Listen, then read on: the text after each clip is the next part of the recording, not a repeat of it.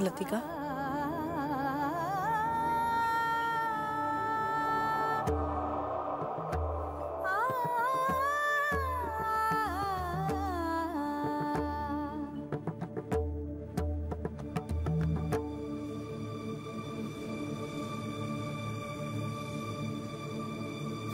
प्रधान जी। काय देवी? या परिसराचे नाव काय आहे? हे वाकडी गाव आहे।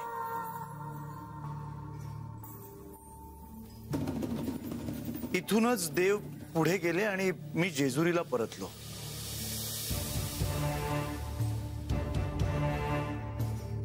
देव इथून कोणत्या दिशेने गेले ते मला ठाऊक नाही,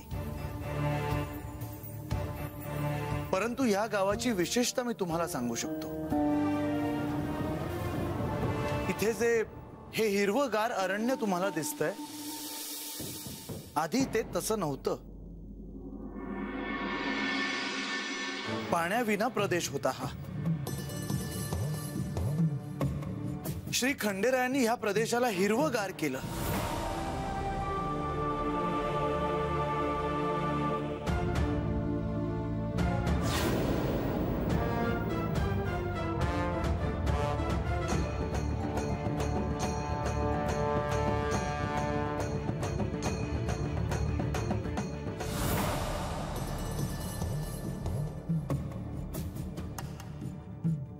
आणि द्वय शिवलिंगाच्या रूपात स्वतःचा अंश इथे ठेवला।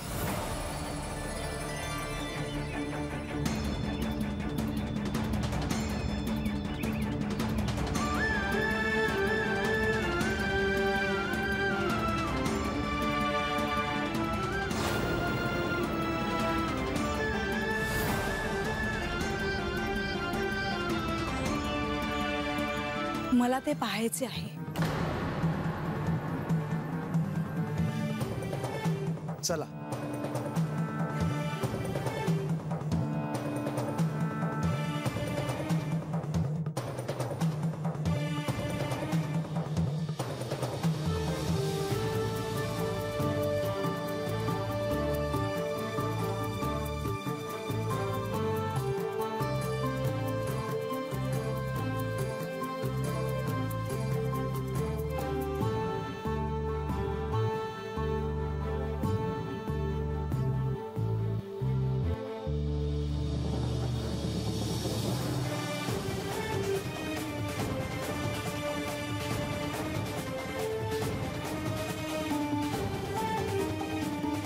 मी जिथे जाईन तिथे तुमच्या खुणा दिसतायत।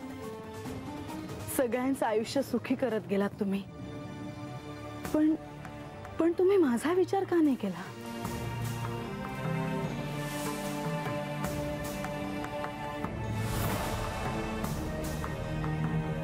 देवा,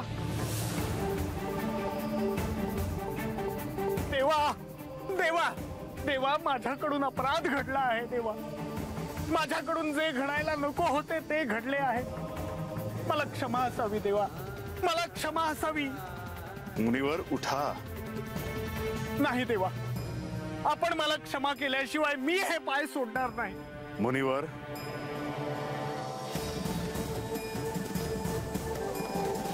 मुनिवर, तुमच्या हातून असे काय घडले हे तरी कळू द्या। तेव्हा मी जेजुरीला गेलो होतो आणि म्हाळसा देवींनी मला बोलवलं आणि अनेक प्रश्न विचारून भंडावून सोडलं। श्री खंडेराय कुठे आहेत? ते बानूला भेटले का? त्यांचं बानूशी लग्न झालं का? मग म्हाळसेला तुम्ही काय सांगितलेत? नारायण नारायण, तेच सांगतो।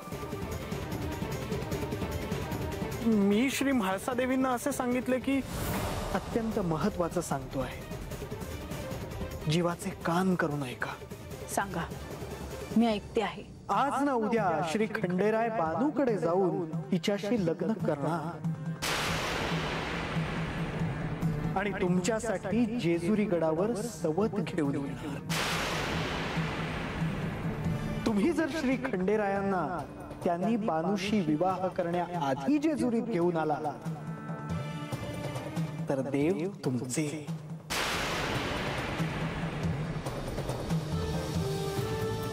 मुनिवर, हे उपद्व्याप करायला तुम्हाला कोणी सांगितले? देवा, श्री म्हाळसा देवी समोर आल्या की काय बोलावे हेच मला सुचेनासे झाले होते. एवढेच ना? नाही, श्री म्हाळसा देवी चंदनपुरीला यायला निघाल्या आहेत. तुम्ही त्यांना सापडू नये, तुमची त्यांच्याशी गाठ पडू नये हे सांगण्यासाठी मी इथे आलो आहे. मुनिवर, म्हाळसा इथे येणार आणि तिची आणि माझी गाठ पडणार नाही असे कसे होईल?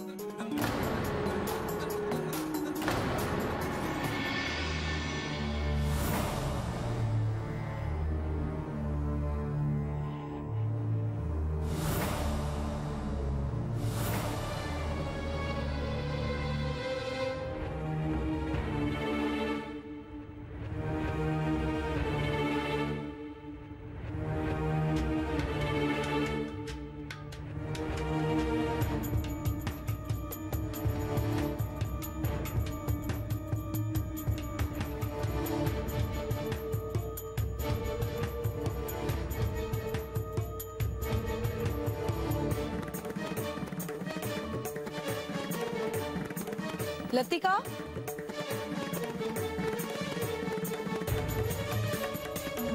काय म्हाळसा, कुठवर आलो आहोत आपण?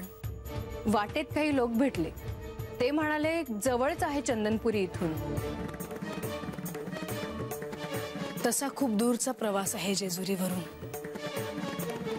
आता लवकरच देवांशी भेट होईल. हो, कधी एकदा त्यांना भेटते आहे असे झाले आहे मला. कुठे आहेत, काय करतायत, काहीच माहित नाही. म्हाळसा, देव भेटतील ना? काय म्हणायचंय तुला? नाही नाही, जाऊ दे. मी काही म्हणायचे आणि तुला राग यायचा. नाही लतिका, बोल. तुला बोलावंच लागेल. म्हणजे म्हाळसा, बानू समोर आली की तू काय करणार? माझ्या जखमेवर मीठ चोळण्याची संधी सोडू नकोस तू.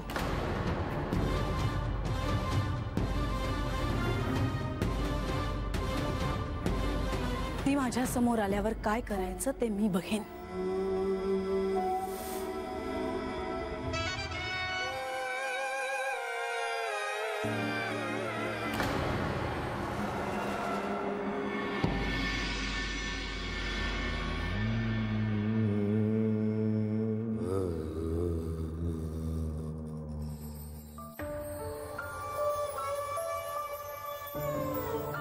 झाली का समधी कामं? होय होय, झाली.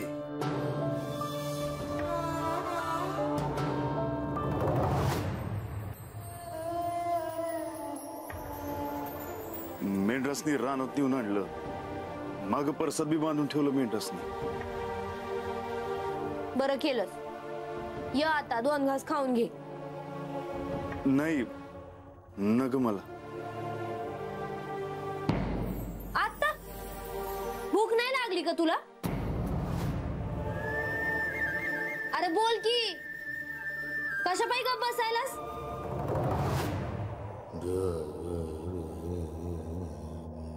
आजकाल असा कशा पायी वागतोस तेच कळना झालंय बघ. काल बी असंच केलंस.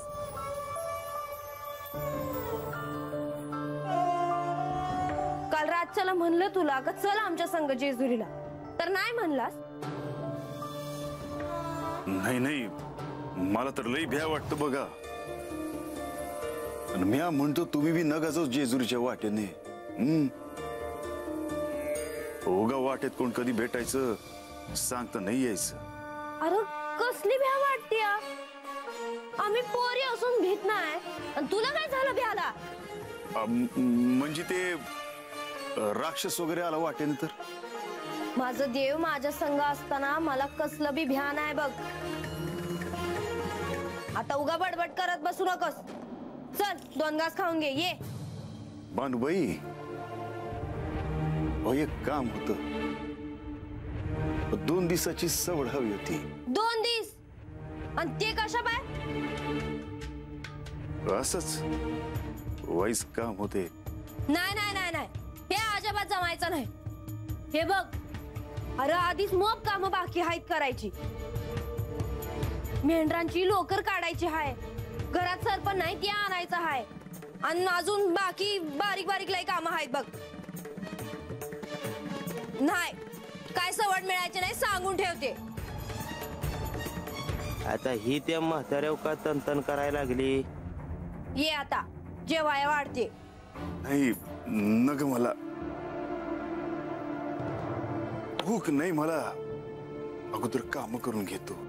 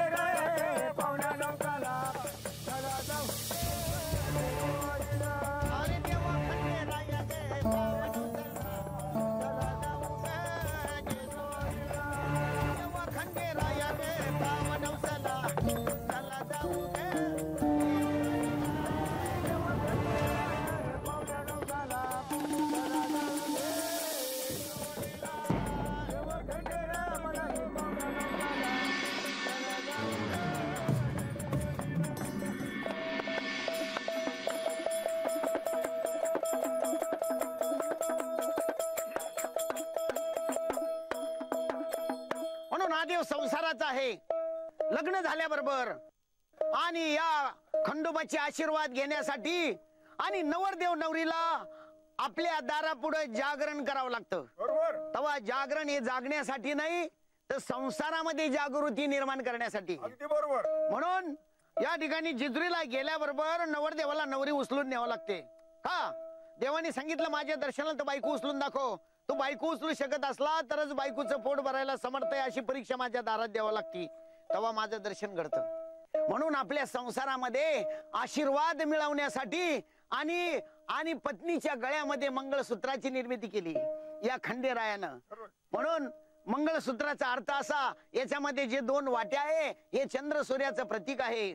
जोपर्यंत चंद्र सूर्य तोपर्यंत माझं सौभाग्य कायम राहावा म्हणून नवऱ्याच्या नावानं मंगळसूत्र घातलं जातं आणि खंडोबाला साक्षी ठेवून जागरण केलं जातं.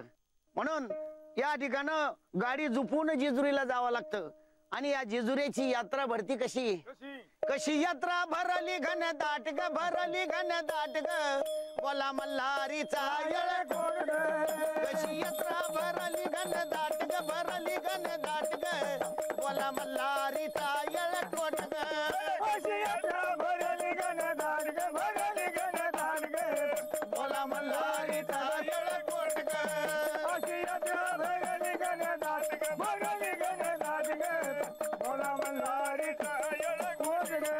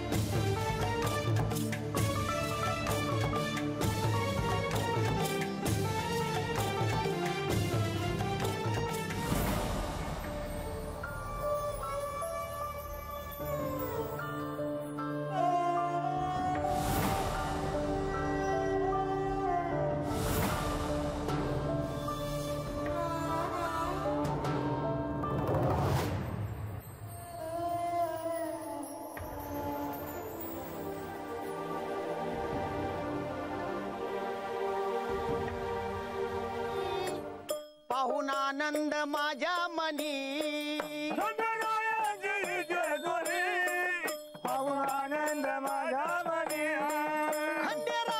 ही जेजुरी पाहून आनंद माझ्या मनी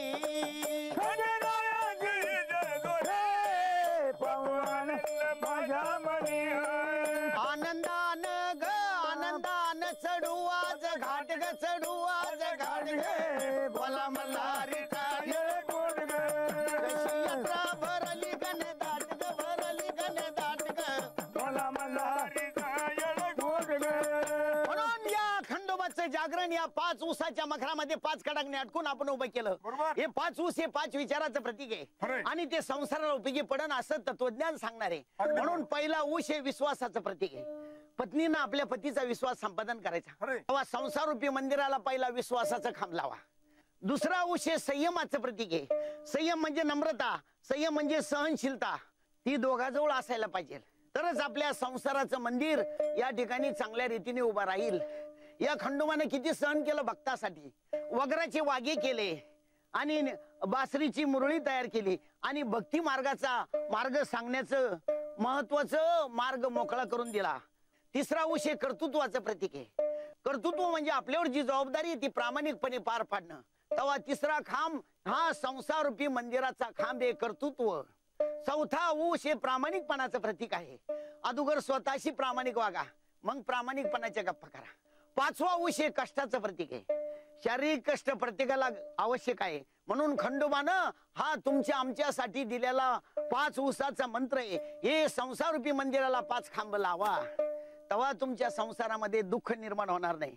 म्हणून भक्त लोक या खंडोबाचा जय जयकार करून आणि देवापाशी काय मागतात. 6 महिने सोमवती देव निघाले आंघोळीशी 6 महिने सोमवती देव निघाले आंघोळीशी आणि करा माईला अरे करा माईला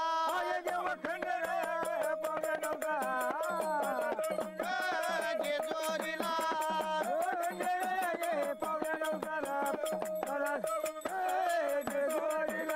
अरे देवा खंडेराया गे पावनवसाला चला जाऊ गे जेजुरीला अरे देवा खंडेराया गे पावनवसाला चला जाऊ ग जेजुरीला देवा खंडेराया पावनवसाला चला जाऊ ग जेजुरीला देवा खंडेराया पावनवसाला चला जाऊ ग जेजुरीला. तुमचे भक्त विवाहानंतर आयुष्याची सुरुवात करतात. तुमची स्तुती करतायत. त्यांना आशीर्वाद आणि मला मात्र ही शिक्षा का. मला ही जागरण गोंधळ करायचा आहे आणि तुम्हाला विचारायचे आहे माझं काय चुकलं.